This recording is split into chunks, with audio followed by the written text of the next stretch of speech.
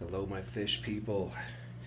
Good evening. It's Saturday evening in Phoenix, Arizona. I don't normally take you guys in my office, but generally I think people like the bigger tanks that I have in the living room, but I got some pretty nice ones in here too. So I'm going to give you all a quick tour, let you see what's going on in here. I work in here, officially working, but I also enjoy looking at my fish throughout the day as well. So I put quite a few hours in on monitoring these fish, and I'm pretty up to date with what they're up to these days, how their little personalities are developing, all of the beef going on. And this 125 is right behind my desk. It's my work area here. So I look into the back of this one quite a bit. Everybody's thriving in here. I've got this nice frontosa. I've had him since he was tiny. This fish is growing so damn slow. It is frustrating, but he is super cool. A couple of nice OBs I got from a local breeder. I'm hoping to spotlight at some point soon. This Borlei is really starting to look like a nice mature specimen. This is a little Chilo tilapia, also very slow growing, but I guess all we've got is time, isn't it, folks? We're doing great, loving all these fish.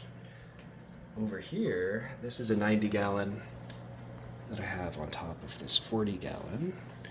And in the 90-gallon, I really have some nice ones. A couple of these are from local breeders. This badass OB is from Cesar Chavez here in Phoenix. Oscar Chavez.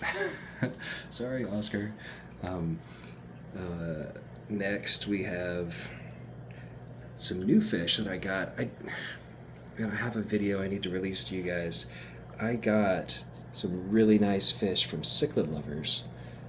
It's the first time I've ever ordered fish. Granted, they're only in Tucson, so it wasn't like a long delivery, but they had some fish I just could not resist. So I got, this is the bigger of the two Nimbochromis linni that I got. I also got this guy, who is Copodichromis Trovavace lupingo. He's the larger of the two that I got. Got another giant loach in there. This is a cool hybrid here I got from a friend who I'm also hoping to spotlight in a future breeder video. And he bred these, I think it's half Angara flametail and half... I'll tell you in a minute. Sorry, it's not coming to me currently. As you can see, these videos are unscripted, and sometimes the species names are hard for us all to come up with. In here, you know what, these guys are kind of just hanging out. I'm gonna throw some food in and see if I can get a little more action. So we'll give them a few pellets.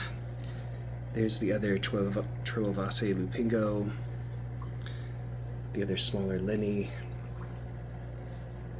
It's an Mchuse. I think he's related to the Malawi gar.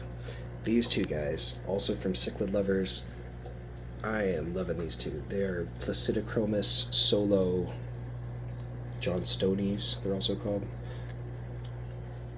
And I got this nice looking Walteri. It's an Autopharynx Walteri. Get a bit of color when I got him, and he's getting a bit more still. But he's not done. He's still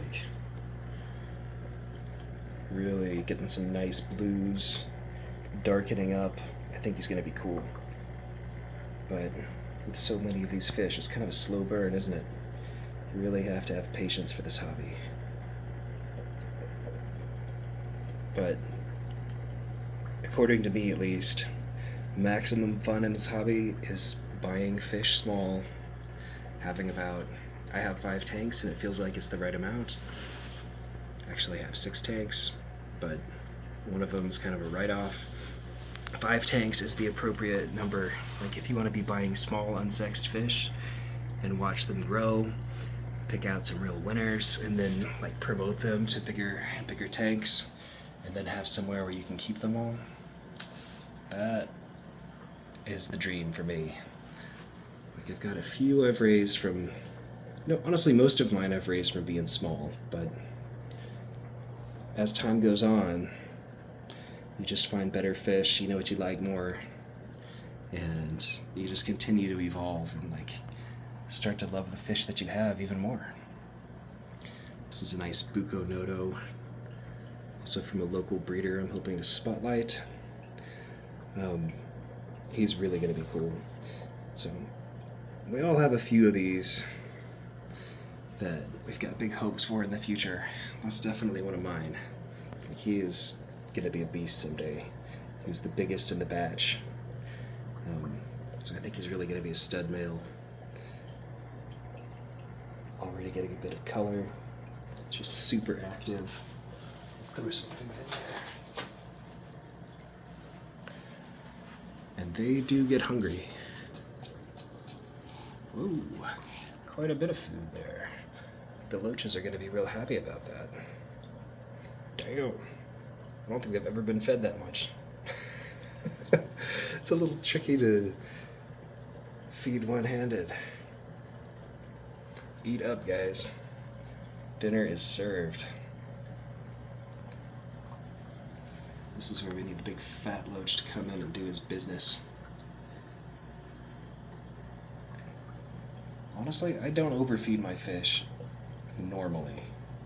I try to like feed once a day for the bigger tanks. I feed twice a day in these smaller tanks.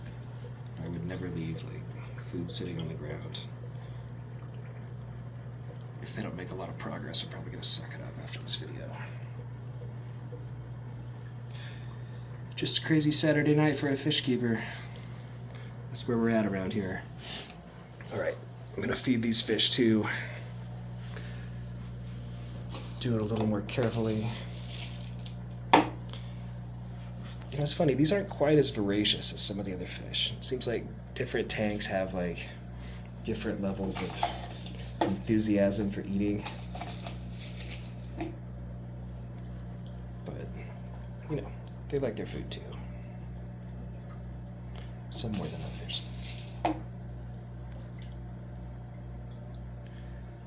And one little trick I use for the loaches seem to do pretty well with small pellets. And sometimes the smaller pellets slip by and they end up on the ground more. But I'll tell you, these loaches are not overfed. It is hard to get food down to them. I don't see them at the moment. I do have another, I'm starting to get a few plecos. So I got a few plecos kicking around now. And they've actually been pretty fun. They're not quite the cleanup crew that I hoped they would be, but maybe I just need a few more.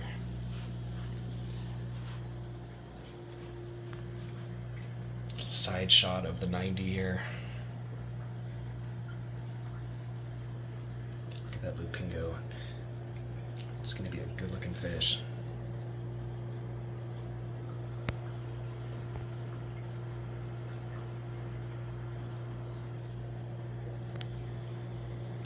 If you guys haven't seen the Nimbochromis linny when they get a little bigger, they're super goofy looking. It's the goofiest looking of all the Nimbochromis, I think. And one of the more distinctive shaped fish in Lake Malawi. Really got an odd looking mouth, and the spots on them are like more detailed than some of the Nimbos, which I love a fish that's like got so much detail in it that the more you look at it, the more you see. And you don't find that in all of them, you know? I find the Lake Tanganyika fish to be more detailed. Some of the Lake Malawi fish are like very colorful, but they're not as unique. But then you get the OBs, right? Like some of these OBs are just shining little jewels, aren't they? Look at that guy. He is like a galaxy of color. Anyway, obviously, into my fish around here. I guess if you're watching this, you probably understand. So that'll wrap it up for tonight. I guess I have a little bit of food to suck out. We'll give him another 5 minutes here and see what happens. But you all take... Oh, what is going on here? Okay, question for the experts. Is this fish holding? I have not seen this fish eating for some time. I've always thought it was a male, but is that fish holding? That is the question.